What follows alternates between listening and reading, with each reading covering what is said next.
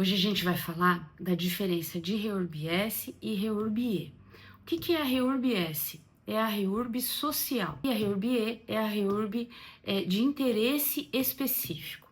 Então vamos lá, para ficar bem fácil. REURB-S.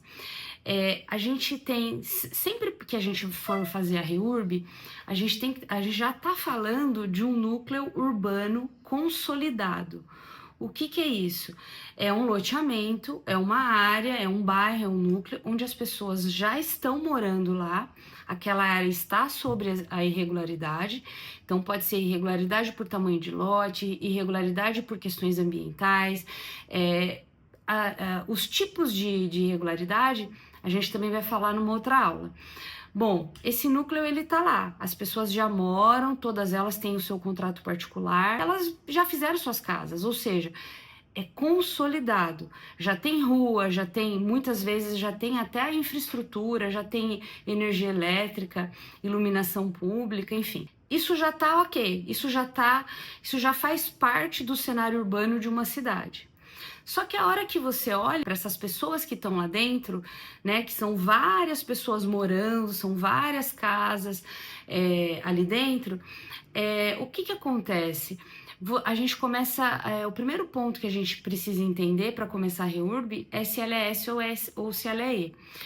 Aí os assistentes sociais, geralmente eles fazem um trabalho que a gente chama de cadastro social e eles vão nesse núcleo, eles vão nesse bairro e vão fazer todo esse trabalho social para entender se esse núcleo ele é REURB-S, se ele é social ou se ele é E. O social é quando ele é predominantemente de baixa renda. E aí, quem que nos ajuda a entender baixa renda? O próprio decreto da legislação de regularização fundiária, que é o 9310.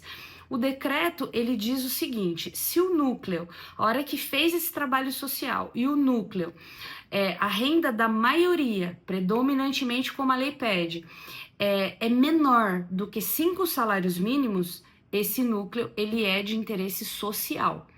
Então, o decreto vem para ajudar. A lei diz o que é REURB-S, o que é REURB-E, e o decreto vem para explicar como que a gente entende isso. Então, sempre que tem uma lei, vai ter um decreto. Quem é da área do direito sabe isso. Quem é das outras áreas, fica aqui essa explicação. A lei, ela diz o direito, ela diz o que pode ser feito e como, e conceitua todas as coisas. O decreto vem e diz como, na prática, essa lei vai ser aplicada. Então, a REURB, ela tem uma lei e tem esse decreto. Quem quiser, a gente vai deixar o link do decreto e da lei de regularização fundiária, para vocês darem uma olhadinha e entenderem bem facinho isso que eu tô falando. Dá uma lida na lei, dá uma lida no decreto, porque sempre vai ser assim, sempre vai ter a lei, a legislação, para qualquer coisa, e o seu decreto regulamentador. Então, bom, para REURB-S e REURB-E, quem nos ajuda é o decreto de REURB 9310. Tem a REURB-E. A REURB de interesse específico é tudo que não é REURB-S. Então, por exemplo, a gente chega num loteamento e faz esse trabalho social e percebe que a maioria do loteamento tem uma renda familiar maior do que 5 salários mínimos. Ou seja, ele não se encaixa no social. Ele vai ser um núcleo que a gente chama de interesse específico, onde as pessoas moradoras desse núcleo, elas vão se cotizar para fazer a regularização fundiária. Então, elas contratam uma empresa, hoje já tem várias empresas, que fazem a regularização fundiária de interesse específico. E mais uma diferença, lá no REURB-S, quem que faz todos os estudos e projetos que a REURB nos pede lá no artigo 35 para chegar ao final e registrar esse parcelamento de solo e individualizar essas matrículas para quem está lá dentro? No REURB-S são os municípios. Os municípios estão obrigados por lei a fazer todas as REURBs que são baixa renda, que são de interesse social. Ao contrário, o Reurbier não, como aquele núcleo não é baixa renda, nesse caso de Reurbier, as pessoas vão se cotizar entre elas, todos os moradores vão contratar uma empresa que vai fazer início, meio e fim da regularização fundiária para eles.